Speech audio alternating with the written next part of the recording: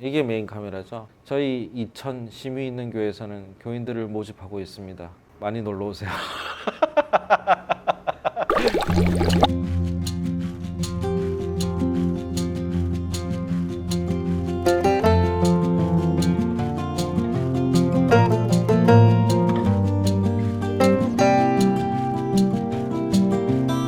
자기소개 해주시면 감사하겠습니다. 네, 저는 감리교 목사이자 팟캐스트도 진행하고 있고 목수로도 살고 있고 카페도 운영하고 있는 날목 박일영 목사입니다. 사실 저는 감리교 3대째 목사입니다. 할아버지, 아버지. 근데 아버님께서 목사를 하지 말라고 말리셔가지고 반항심에 목사가 되겠다고 낚인 케이스죠. 막상 목사가 되고 나니까 되게 좋아하시긴 하더라고요. 요즘 세습 문제가 많이 되고 있지 않습니까? 저는 안 시켜준다고 해서 고민입니다. 그래서 이러고 있어요. 제가 선택해서 이제 오게 된 거죠. 사실 큰 교회 부목으로 있으면 이제 다람쥐 쳇바퀴 굴러가는 느낌이 들어요. 그러니까 눈 떴다가 감으면 자야 되고 또 눈 뜨고 감고 그러다 보니까 3년이 훌쩍 지나가는 거죠. 이렇게 하다가는 내 생애가 너무 아까운 거예요. 2000인데 어떻게 왔냐고 물어보면 하나님의 은혜 가운데 왔다고 하는 게 정답일지 모르겠지만 인터넷에서 구한다고 있더라고요. 왔는데 이제 아무도 없어. 강대상만 이제 덩그러니 놓여져 있는 곳이었어요. 근데 그런 기분 있잖아요. 그 강대상에 제 이름이 적혀 있는 듯한. 아무도 못 봤지만 저는 봤어요. 그래서 이곳이 내가 올 곳인가? 라는 생각을 가지고 그냥 왔죠. 왔는데 이제 처음에 올 때 아무것도 없었어요. 사실 돈이 없었기 때문에 집도 없었고 그냥 이 건물만 딸랑 계약하고 아유 몰라 알아서 되겠지라는 생각으로 이제 내려오게 된 거죠. 저는 교회 가기 싫었어요.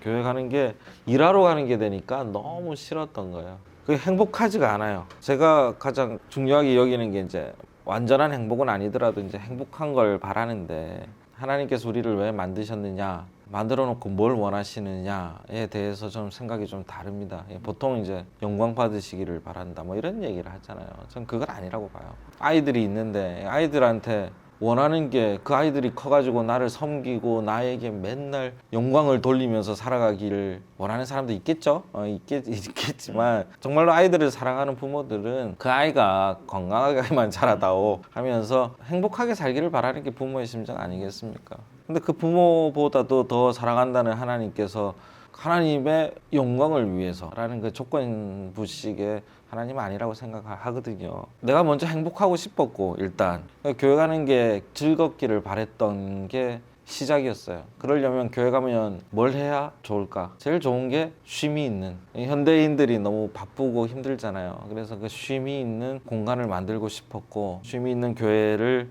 머릿속으로 계속 생각하고 있었죠. 그래서 이제 쉼이 있는 교회라는 제목을 달고 시작을 했습니다. 저희 교회에서 하는 거는 특별한 건 없어요. 저희는 예배를 한 번 드려요. 대신에 이 한 번을 좀 길게 드리자라고 생각을 했어요. 그래서 2시간, 3시간 예배 드리는 건 아니고 1시간 예배 드리는데 같이 식사를 꼭 합니다. 그 다음에 집에 가라기 전까지 이야기하고 놀아요. 저는 그게 오후의 예배라고 생각하는 거죠. 그래서 보통 한 3, 4시 돼야 가라 해야 가거든요. 그게 저는 좋아요. 행복하고 좋고 그렇게 예배 드리고 좀 특이한 거는 교회적인 사역은 분기별로 해가지고 한 12회, 13회 정도 되는 우리 동네 콘서트를 계획을 하고 동네 사람들 불러다가 교회 공연을 하는 건 아니에요. CCM이나 이런 거 하지 말고 어떨 때는 인문학 콘서트도 하고 섹스피어도 하고 성악도 하고 해서 일반 공연을 지속해 왔었습니다. 그래서 이제 나름 저희 교회 자랑이었고 그 다음에 이제 카페 교회 형식이죠. 집사람이 이제 조그마한 카페를 교회 공간에서 같이 운영하고 있는 거거든요. 카페를 했는데 망해가기 직전입니다.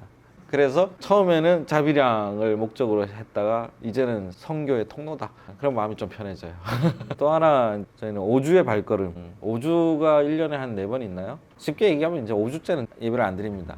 왜 안 드리냐 이제 이게 중요한 건데 5주째는 자기가 원하는 교회 가보자. 혹은 어떻게 생각하실지 모르겠지만 자기가 원하는 종교 집단 어떻게 성당이 됐든 절이 됐든 그런 데라도 한 번씩 가보자라는 겁니다. 저도 목사지만 다른 교회 가본 적이 별로 없어요.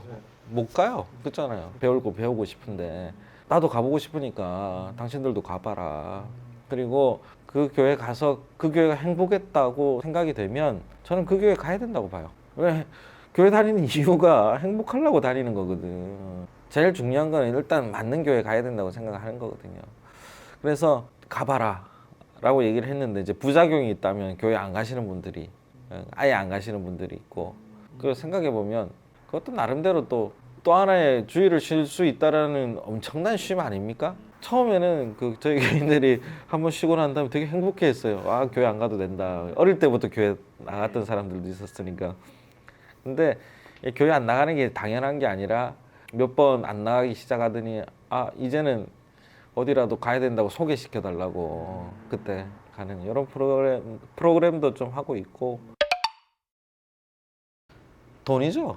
당연하죠. 돈이라는 게 이제 나쁜 의미의 돈이 아니라 월세 내야 되잖아. 먹고 살아야 되잖아요. 우리 너무 먹고 사니즘에 대해서 함부로 얘기하시는 분들이 많은데 제일 중요합니다. 월세를 내야 한 달 한 달 예비를 드릴 수가 있잖아요. 그래서 이제 지속적으로 가려면은 자금 계획을 잘 세워야 돼요. 그러니까 자비량 목회가 좀 될 수 있었어야 되지 않나 생각을 합니다. 가장 기본적인 것들, 최소한의 먹고 사는 것들을 확보할 만한 것들을 마련을 할 수 있는 계획이 조금은 있어야 된다고 생각을 해요.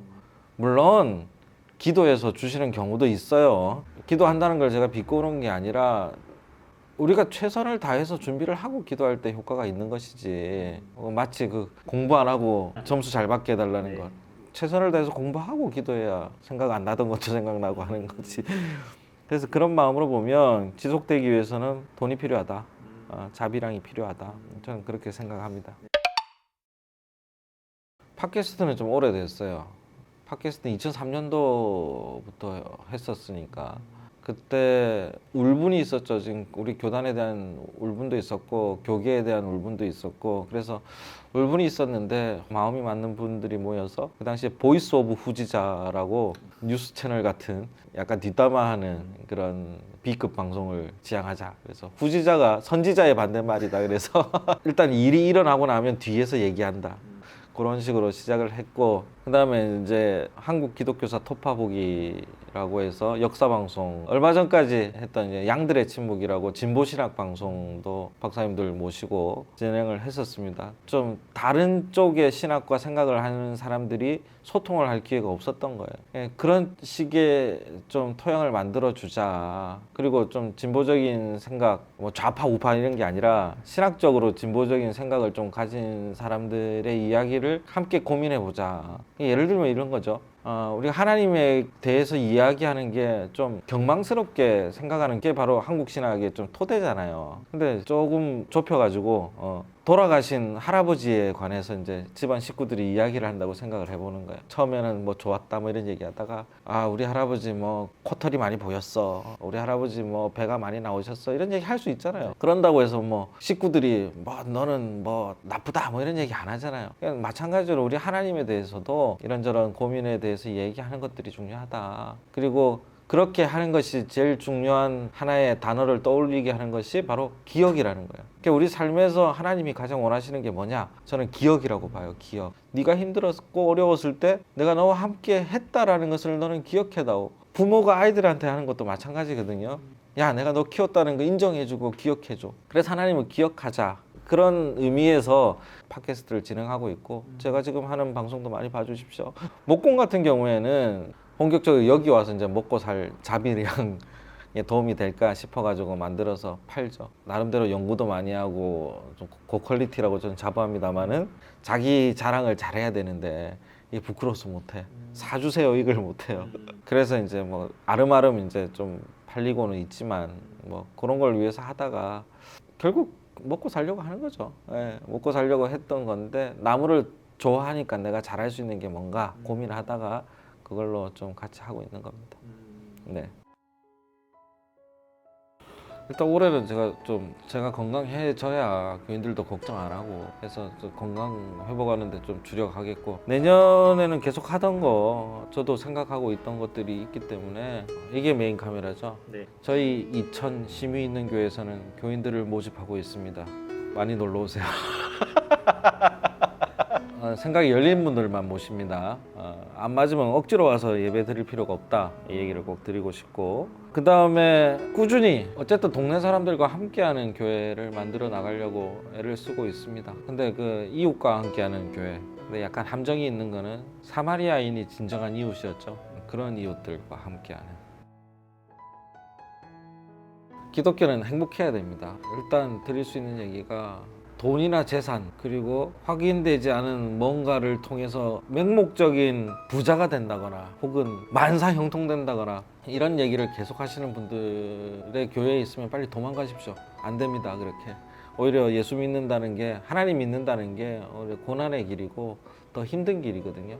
그래서 개념이 다릅니다. 복의 개념이 다릅니다. 그러니까 기독교를 믿는다는 거는 상황이 나아지는 복을 얘기하고 있지 않아요. 생각이 바뀌는 복을 얘기하고 있죠. 같은 상황에서 우리가 어떻게 볼 것인가를 얘기하는 게 기독교지, 갑자기 부자가 된다거나 뭐 이렇게 되면 교회 다니는 사람들 다 강남에 아파트 한 채씩 갖고 있어야 되잖아요. 그렇지는 않잖아요. 어쨌든 깨어있는 성도가 아름다운 교회를 만든다. 저는 이 얘기가 드리고 싶네요. 네.